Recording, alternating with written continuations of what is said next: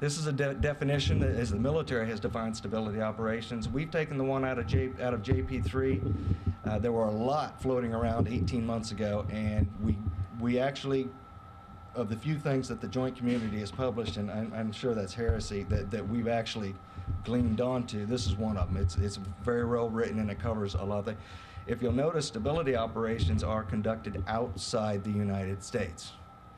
Very, very important that that statement was in there. We do not do stability operations inside the United States. We support civil, what's the term? Civil authorities, or yeah, support. Yeah, that's right. Civil support teams inside the United States. To conduct stability operations inside the United States would be to denote that the United States was unstable in the first place. So, believe it or not, that's what that is. That's what that's about. So, next slide, or yeah, next button. You look on the left side of the slide, you'll see offensive, defensive, stability operations. We've defined 5 lines of effort, U.S. military, and we synced up these lines with the SCRS's, with the State Department's lines of effort. We're not calling them lines of operation, they are lines of effort. And we synced them up with USIP. We had all the folks on the phone. Guys, what are your sectors? What are you calling them? And we really are attempting to reach out as much as the 18-man division we have is capable of doing. And we line these up nicely. On the left side, you'll see the military terminology. We've got civil security, support to governance, provision of essential services. We support economic and development and infrastructure, and that's taken on a new life in the last couple of days. Very interesting stuff going on there. And civil control. You'll see how they line up with the terminology on the right, which is SCRS's terminology, or the State Department's terminology, for the exact same thing. And as we write our doctrine, we wrote FM30, the COIN manual, the counterinsurgency operations. You guys familiar with that? State was on board with that. We asked the interagency to come to the table again, a watershed event, to ask the interagency or a civilian component to come in and make input on military doctrine is not something that's ever been done before. But we want their input so that when we go to these environments, we need to understand their language. It's a beginning step to understand their language, so we can bridge. We have cultural gaps inside of our own government that are far wider than gaps between a U.S. citizen and an Iraqi citizen. I'm telling you, it's like night and day. And we have different languages, and all of that. You know, I was aware there was some of that there, but not until I got into this job and started doing this.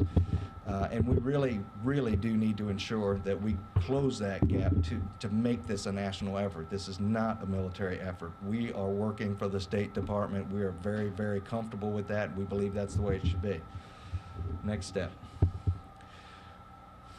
This is how full spectrum operations, this may be a little confusing. Go ahead and hit, this is a build. Go ahead and build it. We see the full spectrum of operations on the left, offense, defense, stability operations. We stuck in the interagency, and bless their hearts, that was not a slam, but those guys have not been funded. They have not been resources. They are fighting an uphill battle. We've given soldiers to, we've got a guy working full-time over in SCRS, and we're trying to push out and push resources to them. I think we transferred $100 billion over to the State Department. Boy, did that raise some eyebrows on the Hill. But we really do believe in the effort, and we're trying to get behind it and make sure that they're successful. Next build. The spectrum of conflict across the bottom, you see the 6 phases we've defined of the operation, and there's a correlation between them all. But what we believe throughout all of the phases, if you walk across the bottom, phase 0 we believe is extremely important. I can step over, well, you'll see that in phase 0, we've got a declining phase 0 situation. It's not working. We hit phase 1, you're going to have a peak in offensive operations because we're trying to reestablish security in the environment. But throughout all of these, through all of this transition, stability operations is still going on.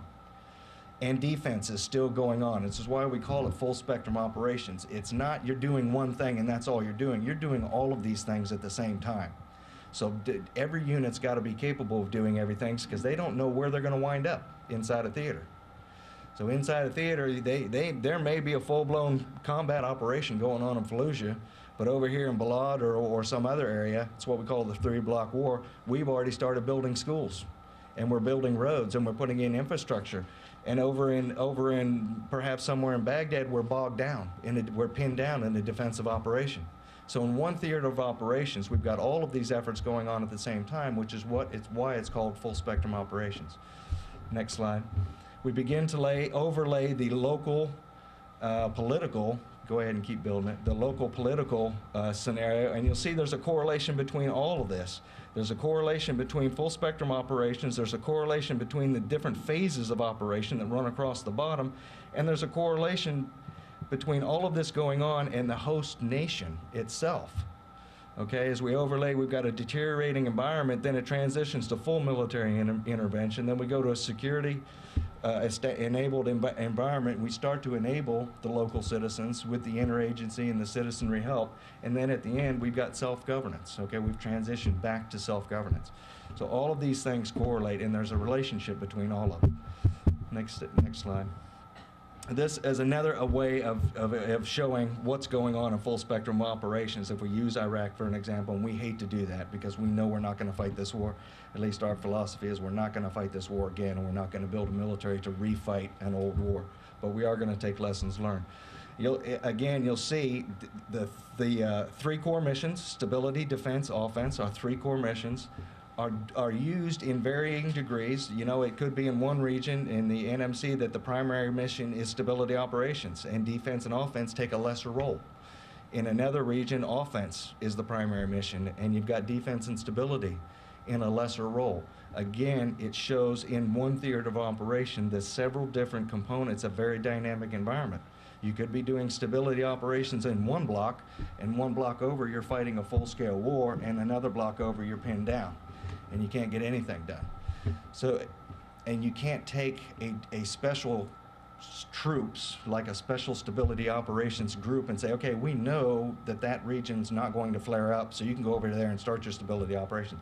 We don't know that. The environment's too inflexible and too uncertain. So every soldier's got to be trained across the full spectrum of operations. Next slide. Here we start to talk about how far does the military go. It's a yes, DOD 3000 says we've got to do it all, but here's the reality: we can't do it all. And if we're expected to do it all, here's the other reality: we will fail. End of discussion. And we know that.